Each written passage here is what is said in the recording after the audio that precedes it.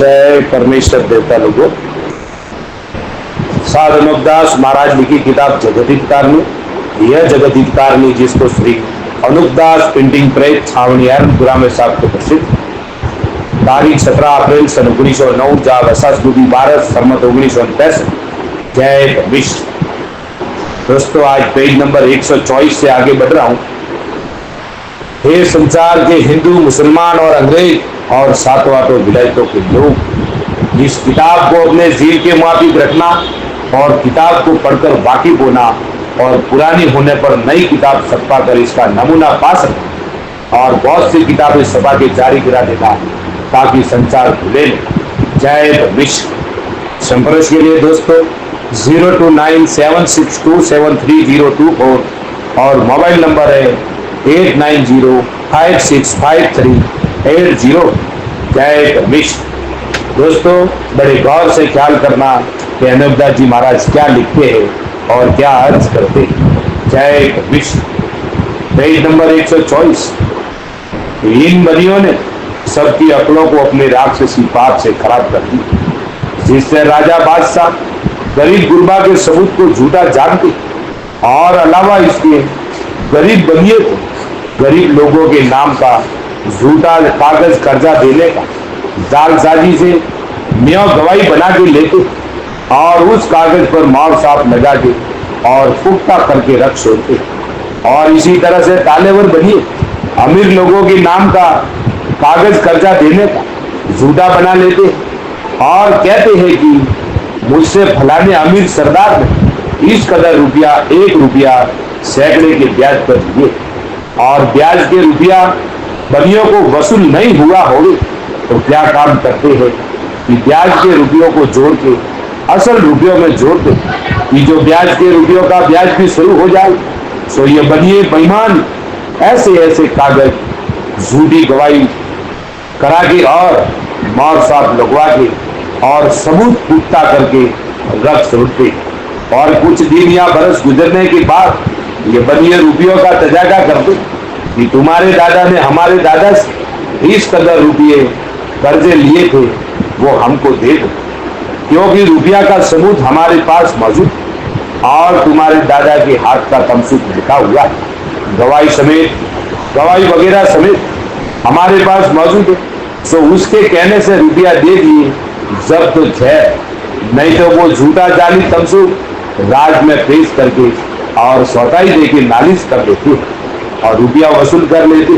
परंतु वक्त के हाकिम और राजा बादशाह इन सौदागरान की जालसाजी पर गौर नहीं करते कि जो गरीब ने बनियों से कर्जा लिया होवे तो गरीब ये कभी नहीं कहे कि मैंने नहीं लिया, क्योंकि जो रुपया कर्ज लेता है वो भी अपने पास लेन देन का सबूत रखता है।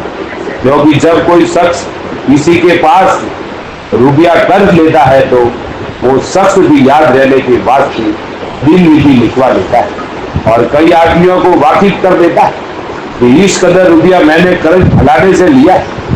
उसकी दिन नीति में भूल नहीं पड़ी, परंतु सौदागर महाजन जाल के कागज पत्र बना के रुपया एक जबरदस्ती की राय से लेते और जब गरीब आदमी हाकिम अदालत में फरियाद करके इंसाफ कराना चाहता है और कहता है कि जो रुपया ये सौदागर महाजन हमसे मांगते वो रुपया हमने नहीं लिए और ये कहते हैं तुम्हारे दादा ने हमारे दादा से लिए। सो हम ईमान धर्म से कहते कि हमारे दादा ने दादा को ब्याज समेत रुपया पीछे दे दिया, जिसका सबूत हमारी बही में मौजूद। सो देख लिया जावे, बल्कि जिसके सामने दिया वो गवाही मौजूद, उनसे अदालत दरियापत कर ले तो अदालत गरीब आदमी का सबूत पेश किया हुआ देखती तो भी झूठा ठहराते। Page number 125। जय परमेश्वर। और बनियों के सबूत को सच्चा जानते सारे बनिए कैसा ही झूठा क्यों ना, परंतु तो भी राजा बादशाह बनियों को सच्चा और ईमानदार जान के गरीब से रुपया दिलवा देती और गरीब के सबूत को गौर नहीं करते, जिसकी खास वजह यह है दोस्तों कि इन बनियों ने इंद्रजाली जाल से तमाम जान की अकल और राजा बादशाह की अकल कैद कर दी है, जिससे बनियों को ही सच्चा जानते और बनियों को ही सच्चा जानते हैं। सारे बनिए साफ झूठे क्यों ना, और गरीब गुरबा साहिब सच्चा हो गए, परंतु राजा बादशाह इनको झूठा ही समझते। और अलावा इसके सौदागरान के कामदार जात का ख्याल करके अपने सेठों का हुक्म सर माथे के ऊपर उठा के हर किसी के नाम का जाली तमसुक बना के रखते और गवाही वगैरह करा के रखते और मजमून तमसुक वगैरह का इस तरह से लिखते हैं कि फलाने शख्स ने फलाने सेठ से इस कदर रुपया इतने ब्याज पर बैल गाय और मकान वगैरह गिरवी रख के लिए थे, सो ये रुपया मैं नहीं दूं तो ये कुल चीजें जो तमसुक में लिख दी है वो उस कर्जे बाबत कर्जा देने वाले की। हमको राज दरबार में इन चीजों से जो तमसुक में लिख दी उस वास्ता नहीं, अगर से मेरी तरफ से इस कर्जे के रुपया बाबत राज दरबार में किसी तरह का उजर करूं तो मैं राज का गुनेगार। सो ये बनी ऐसे कागज झूठे जाल साजी से बना लेते, परंतु राजा बादशाह जब इन सौदागरान को ही सच्चा जानते और गौर नहीं करते, सो ये राक्षसी पाप का सबब है और कोई बात ऐसी नहीं जिससे तमाम जान की अकल फिर जावे। सो यह सिर्फ इंद्रजाल की ही माया है, इंद्रजाल की ही माया है और इस जाल से ही सबका धन काबू में कर लिया और दूसरी विलायत में जो धन है उसको भी अपनी हिकमत से काबू में किया चाहते, क्योंकि दूसरी विलायत में भी इनकी दुकानें पहुंच गई है और पहुंचती जाती। सो इसी तरह से वहां का भी धन अपने काबू में कर लेंगे, क्योंकि दुनिया में चांदी सोने की खाने कदीम से थी जिससे सोने चांदी का ठाट और पाट गिना जाता था।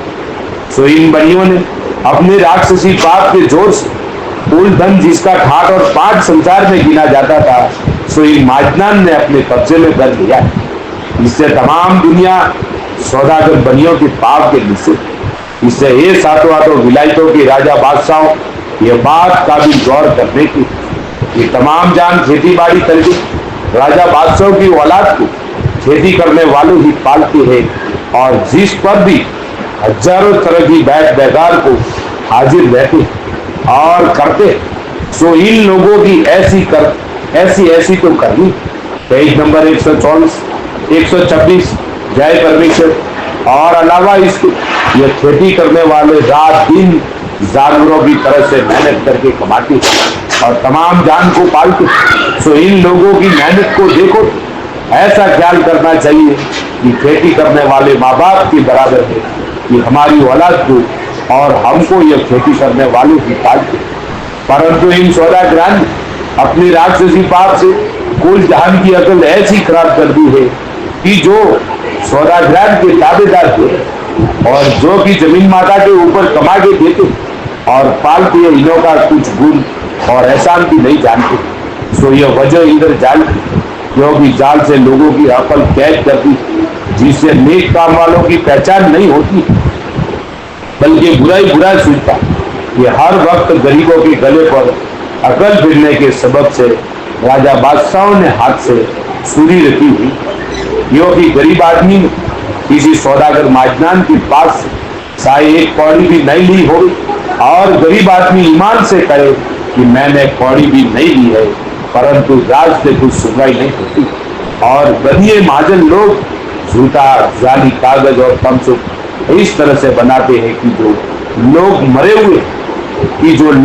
हुए हैं उनके नाम से जूदी बई और जाली तमसुक वगैरह लिख लेते और उस तमसुक में गवाहियां वगैरह भी झूठी जालसाजी वगैरह की ऐसे लोगों की लिख लेते हैं कि जो लोग मर चुके, यानी 7 पीढ़ी का कर्जा उनकी औलाद के साथ जालसाजी और फरेब दगाबाजी से लेके यानी परदादे से लिए थे या नहीं लिए, झूठा ही रुपया मांगते हैं तो पर परोते से रुपया वसूल कर लेते। तो ये तमाम जान के लोगों यह कोई इंसाफ नहीं हुई, यह सारा सबब राक्षसी पाप का है, जिससे राजा बादशाह को यह खबर नहीं होती है कि गरीब ने किसी से रुपया पैसा लिया है या नहीं लिया है, या यह महाजन लोग गरीब को झूठा ही इल्जाम देता है और अदालतों के हाकिमों को गरीब लोगों के सबूत पर बिल्कुल ख्याल नहीं होता है। अगर बंदियों के सामने किसी गरीब का सबूत झूठा भी हो जाए तो एक आदमी झूठा होवे या 2 झूठे हो या 10 झूठे होवे, यह नहीं हो सकता कि उन बनिए ही बनिए सच्चे हो जावे और बाकी तमाम संसार के लोग सब झूठे हो जावे।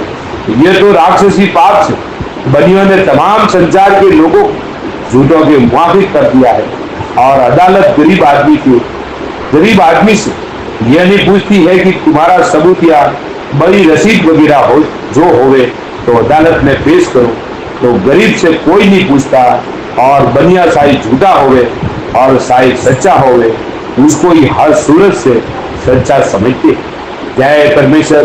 दोस्तों, कल पेज नंबर 127 से आगे चालू होगा साध अनूपदास लिखी किताब जगदीपकार की। यह जगदीपकार ने जिसको श्री अनूपदास प्रिंटिंग प्रेस छावनी एरनपुरा में सात प्रसिद्ध, वो भी तारीख 17 अप्रैल 1909 जा वसास बुधी 12 संवत 1910। जय परमेश्वर।